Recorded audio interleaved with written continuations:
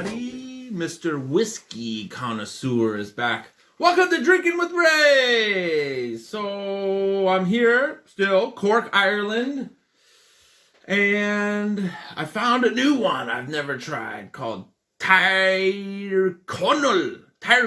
Single Malt Irish Whiskey since 1762. Product of Ireland. Packs a punch, 46%. So single malt, if you've seen my other videos, just to remind you though, I explained in other videos.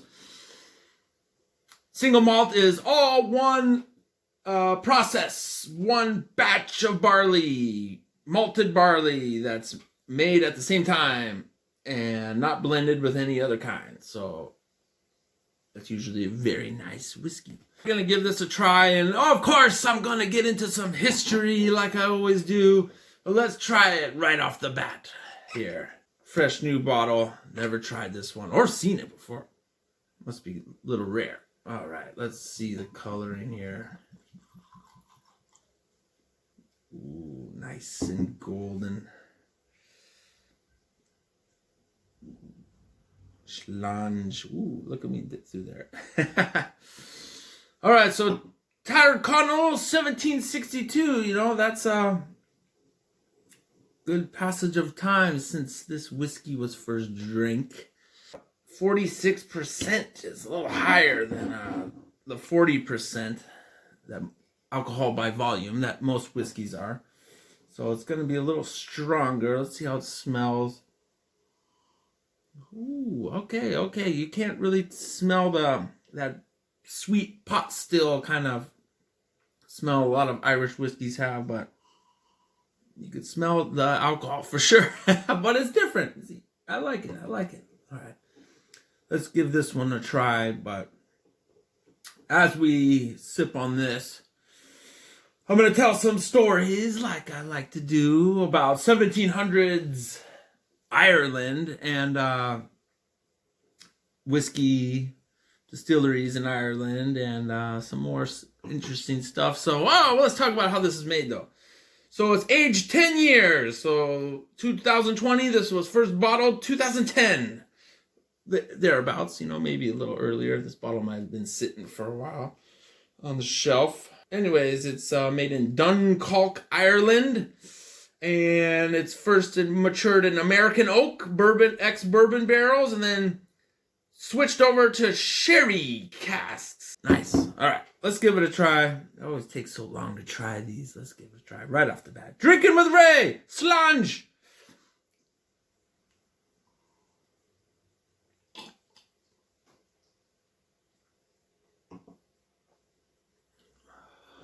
Ooh. I can feel that through my nose. Like horseradish, kind of. Woo, packs a punch. 46%, nearing the 50% alcohol range. That's similar to a cask strength. So, whiskey, I've seen this in person, it's really awesome. Whiskey, when it's first in the barrel, the wooden barrel, and you take it fresh out of the cask, it's really strong. Like 50% or more, 60%. So this tastes like that. Before they bottle whiskeys, they usually water it down a little bit. Get it a little more palatable. I think it is taxed more the higher the alcohol it is. So this was a little pricey. Still not bad though. Never seen it before. Never tried it since 1762. The whiskey distillery has a cool story about this really interesting horse racing picture on the front of it. Back in 1876, the owner of this whiskey distillery had horses and horse races. Oh man, they love horse racing here. I got to see one live in Dublin, and it was this annual thing they do around St. Patrick's Day, and everyone was glued to the screen, making bets. This guy was about to win, and he fell off the horse. Oh, it was so crazy. England, too, they really loved horse racing. It's like on all day long. They do a lot of gambling on it. It's probably an age-old tradition. 1876. A horse that was owned by the owner of this distillery, Mr. Andrew Watt. won a huge race. It was a chestnut colt, and he won a huge race called the National Produce Stakes. And it was 100 to 1 odds for him to win. Whoa, man. So if you bet $1, you get $100 or whatever they had in that time. I guess it was pound at that time, probably. So if you bet 100, you got 1,000. Man, 100 to 1 odds. That's amazing. Anyways, people probably made a lot of money. Whiskey is fabulous, and I really like that picture right there.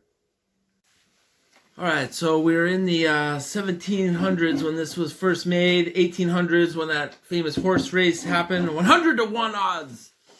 Whoa, that's so awesome, man. Talk about an underdog. Anyways, so let's talk about Irish whiskey history. So it's an interesting thing. There's a lot of whiskeys out here with really old dates on it. 1762, 1608 Bushmills. But what happened actually in the decline of Irish whiskeys, there was 28 distilleries in Ireland in 1887, and by 1966 there was only 6 left. 3 of them joined together: Jameson, Powers, and Cork Distilleries Company, and Bushmills actually joined them also. But they kept their distillery in the north and created something called the Irish Distillers in the 1970s,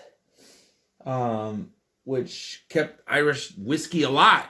They were all gone. So this is actually a reboot of the classic distillery, which is really cool. Brings cool stuff back like that, man. Why not? Using the old process that they made it, and also the old recipes. Won a bunch of awards. I haven't had a sip in a while. Let's take a sip. Should have a dram, but this is the best I have right now. It's all good.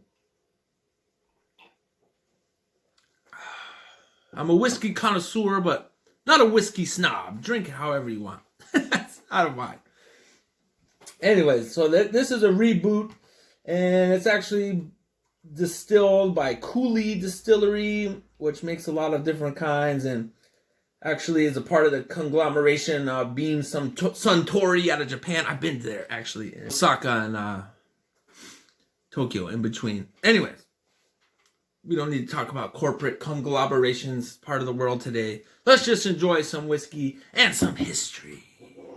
In the 1700s, when this was released for the first time, Ireland had been going through centuries of something called the Penal laws, which was something that was pretty rough on the local Irish people. So Ireland was considered the Kingdom of Ireland, ruled though from London, and had instilled lord looking over the country from England. So the whole island, total control from England, for many, many centuries. That's just how things were.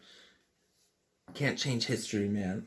England was going through its Reformation, where they really tried to, often violently and really in crazy ways, 1600s, to get Anglicanism, Protestant Anglicans, the state religion, and change everyone over into Anglican, which, is kind of rough, being that the Irish were very staunch, long time Catholics. So the penal laws were against Roman Catholics and Presbyterians too. I didn't know that. Presbyterians actually the favorite church of Scotland. So there were a bunch of laws barred them from voting, holding public office, owning land, bringing religious items from Rome into Ireland, publishing or selling Catholic books, teaching in Catholic schools, basically to entice the Irish people to join the Anglican Church. The Church of Ireland is actually aligned with Anglicanism, and we're getting into a lot of religion here. Basically, though, pissed a lot of people off, and caused a lot of tensions in the history of Ireland. that is still felt to this day. The 1700s, though, the penal laws began to be relaxed a little bit, and rule from English authority by the Irish. People are really starting to get organized and try to figure out how to get their own autonomy, and a lot of movements were starting to happen right around the time this was first made. Man, Tryconnell. So the American War of Independence, American against the British too. Also, same exact time, about 10 years or so, a little longer, 15 years after this was first distilled, actually helped out the Irish, gave them a chance to win some concessions from England. Troops had been sent to America that were stationed in Ireland, and Irish formed different militias. Okay, so this is getting a little political, which isn't really my favorite thing, but it has to do with this story. Ooh, man, that tastes amazing. Woo! So, I talked about those penal laws. I didn't mention some things about it, which I wanted to bring up.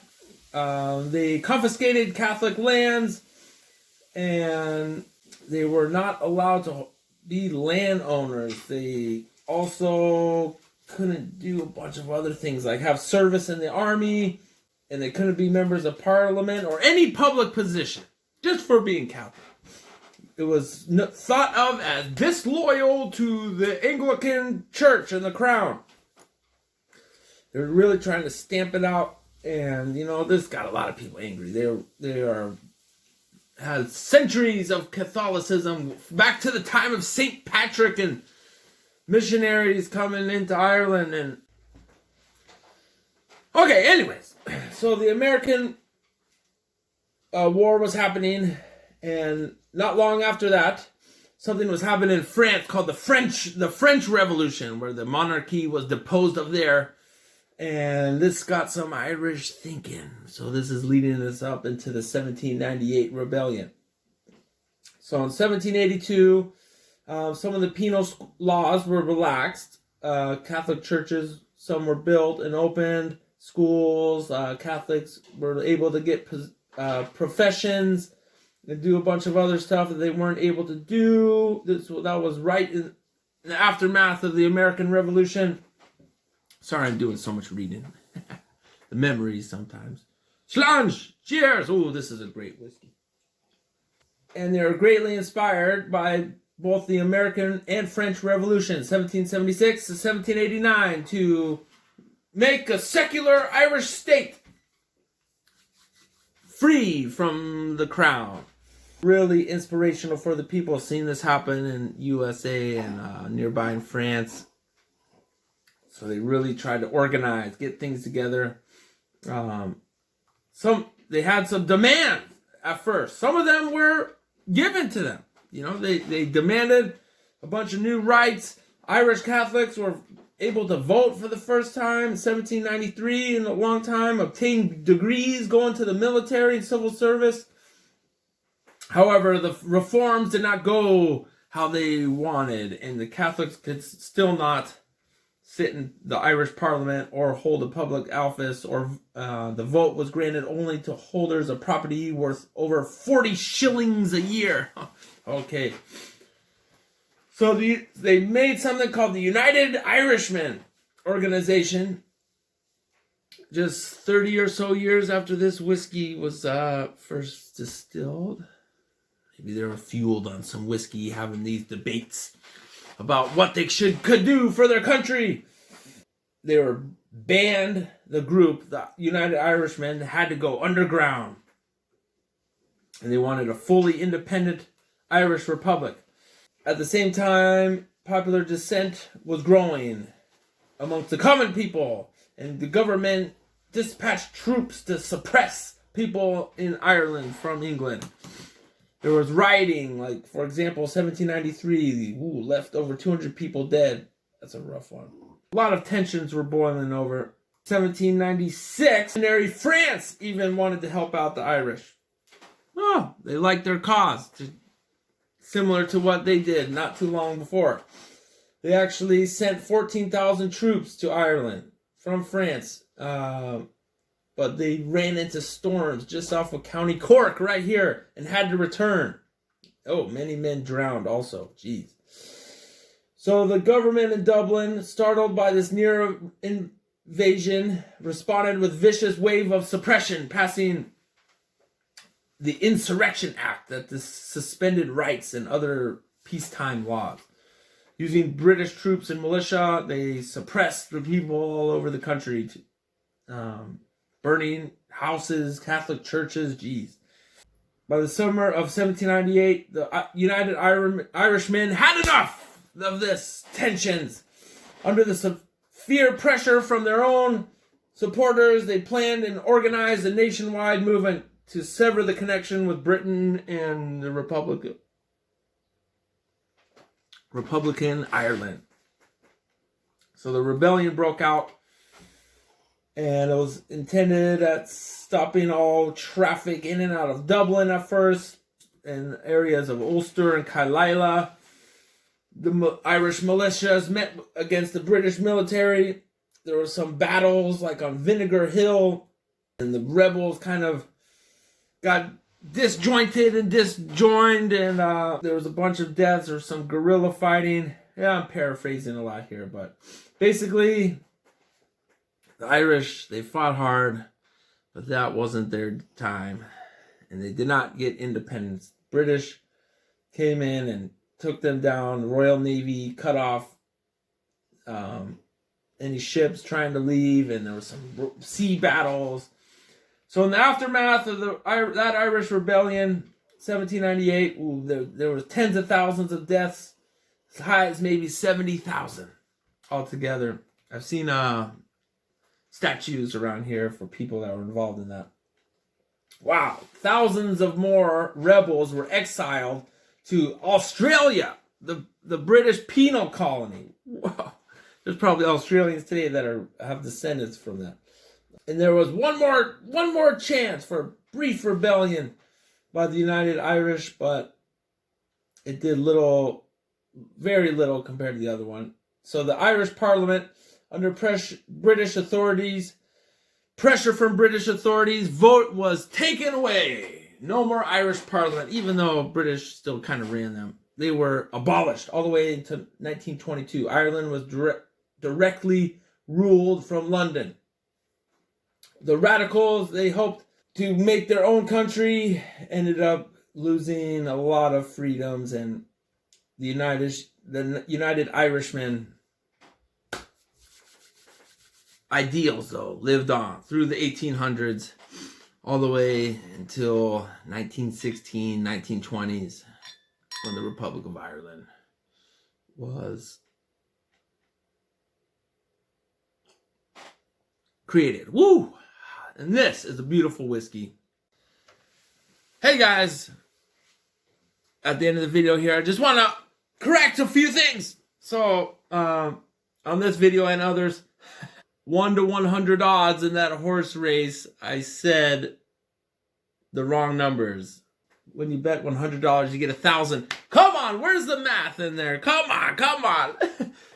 When you bet $100, you got $10,000. That's 100 to 1 odds. $1, you got $100. And also, Bushmills, yes, was licensed by the Royal Decree in London, 1608. It is the oldest continuing operated whiskey distillery. That is partially true. Bushmills, actually, the license it has right now in the old distillery up there, Northern Ireland, is from the 1700s, 1754. Okay, 1784. 1784 is the current license when they're registered to trade of the Bushmills distillery. Not 1608, even though it's the same company. I guess it had to get licensed. So there's some debate that it's the oldest whiskey distillery in the world. I'd say it is. all these licensing business things. Again, not really my thing. Legal mumbo jumbo. So another, kind of mistake there. I wanted to bring that up. So Kilbeggan is thought to be the oldest from 1757, but it was not operational between 1954 and 2007. It was a reboot, just like this one. So is that the oldest? Yeah, I don't know. This one started a couple years after that, 1762. I wonder what that first whiskey tasted like, though, back in the 1400s and early. That would be interesting if they remade it exactly like that. That would be really cool. Thanks for coming to Drinking with Ray, trying this Tryconnell Single Malt. It's a beautiful whiskey. So thanks for watching another Drinking with Ray. All I ask you, if you like this video and want to see more history, as things open up, the adventures and places I'll be going, making videos will get even cooler soon. So if you found this interesting, all I ask is $1 a show, $1 a show, $1 a video, anything you could share. There's going to be a link at the bottom, and always like, subscribe. I always appreciate comments, man. Leave comments. People that have watched and got to this point, I love you, man. You're awesome. You all are great. It will be much appreciated and allow me to keep making these videos and doing the research, sharing my many passions with you in the world. And I'm going to enjoy the rest of this whiskey now. And Schlange, 1762, the Tryconnell Single Malt.